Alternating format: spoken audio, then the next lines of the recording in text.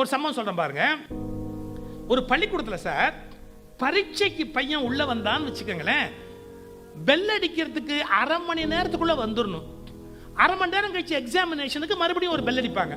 அந்த பெல் அடிச்சாச்சுன்னா அப்புறம் வெளியில இருந்து எவனும் உள்ள வந்து எக்ஸாம் எழுதக்கூடாது. என் ஃப்ரெண்டு ஒரு பள்ளிக்கூடத்து வாத்தியார் நிக்கிறார். கரெக்டா ஒரு பையன் உள்ள நுழையறான். அரை மணி நேரம் ஆயிடுச்சு, பெல் அடிச்சுட்டாங்க. இவரு வட உள்ள அப்படின்னு கூப்பிட்டார். கொஸ்டின் பேப்பர் கொடுத்தார். போய் எழுதுற பட அப்படின்னார். அவன் போய் எழுத போயிட்டான். இன்ஸ்பெக்ஷனுக்கு டிஓ வந்திருந்தார். தள்ளி நின்று பார்த்துட்டார். நேரம் அந்த கிளாஸுக்கு வந்தார். வந்து இவரை கூப்பிட்டு சொன்னார், இந்த பையன் பெல் அடிச்சதுக்கு அப்புறம் வந்தானா பெல் அடிக்கிறதுக்கு முன்னாடி வந்தானா? ஏன்னா அவன் வந்தா பெல் அடிச்சிருச்சு, அதை டிஓ பார்த்துட்டார். இந்த பையன் பெல் அடிச்சதுக்கு அப்புறம் வந்தானா பெல் அடிக்கிறதுக்கு முன்னாடி வந்தானா? இவர் அடாவடித்தனமான வாத்தியார். இவன் வந்ததுக்கு அப்புறம் தான் பெல் அடிச்சது. நான் பார்த்தேன். இவர் சொன்னார், நான் கேட்டேன். இவன் வந்ததுக்கு அப்புறம் தான் பெல் அடிச்சது. வேணா பசங்களை கேளுங்க அப்படின்னா எல்லா பையனும் இல்ல இவர் வந்ததுக்கு அப்புறம் தான் பெல் அடிச்சது. பசங்களும் சேர்ந்து பேசிட்டான். இப்ப டிஓவால ஒன்னும் பண்ண முடியல, போயிட்டார். சாயங்காலம் 5 மணி.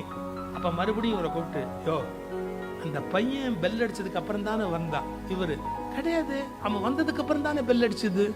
விட்டுட்டார். 1 வருஷம் கழிச்சு மறுபடியும் மீட் பண்றார். அவருக்கு இன்னும் மனசுல அந்த கோபம் போல. யோ இப்பவாவது சொல்லு, அந்த பையன் வந்ததுக்கு அப்புறம் பெல் அடிச்சதா பெல் அடிச்சதுக்கு அப்புறம் வந்தானா? அவர் சொன்னார், நீ அடுத்த ஜென்மத்தில் கேட்டாலும் அந்த பையன் வந்ததுக்கு அப்புறம் தான் பெல் அடிச்சு. யோ நான் இப்போ ஒன்றும் ஆக்ஷன் எடுக்க முடியாது, அந்த பையன் பரீட்சையே எழுதி முடிச்சுட்டான், எனக்கு ஒரு உண்மை நீ சொல்லணும்ல, அதுக்காக தான் ஏன் கேட்குறேன், சொல்லு. அப்போ அவர் சொன்னார், நீ புரிஞ்சுக்கையா ஏன் இந்த ரூல் வச்சான் நம்ம பள்ளிக்கூடத்தில்? அரை மணி நேரத்துக்கு பிறகு வெளியிலேருந்து பையன் வரக்கூடாது. ஏன்னு கேட்டா ஒரு பரீட்சை காலிலேருந்து பையன் அரை மணி நேரத்துக்கு வரைக்கும் இருந்துட்டு தான் வெளியே போகணும். இவன் வெளியே போய் கொஸ்டின் பேப்பர் அவுட் ஆகிட்டா வெளியிலேருந்து அதுக்கப்புறம் வர்றவன் படிச்சுட்டு வருவான்.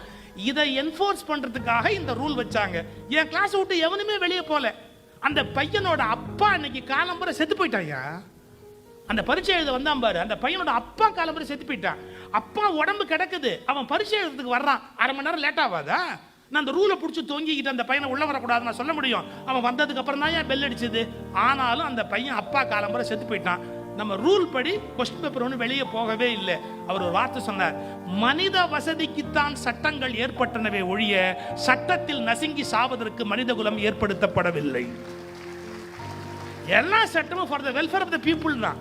அதுக்கு நசுங்கிக்கிட்ட மனுஷன் சாவணுமா? போயா ரூலை பிடிச்சி ஏன் தொங்கிட்டு இருக்கிற நீ எல்லாம் டிஓவா இருந்து என்னையா பிரயோஜனம் அப்படின்னு. இதான் ரொம்ப இம்பார்ட்டன்ட். அதாவது சில நேரத்தில் நம்ம அந்த உடும்பு பிடியா இருந்து அதை கஷ்டப்படுத்தக்கூடாது. உங்கள் கருத்துக்களில் உடும்பு பிடியா இல்லாமல் கொஞ்சம் தளர்த்தி கொள்ளுங்கள். சரி பரவாயில்ல, கொஞ்சம் போட்டு பிளெக்சிபிளா இருந்து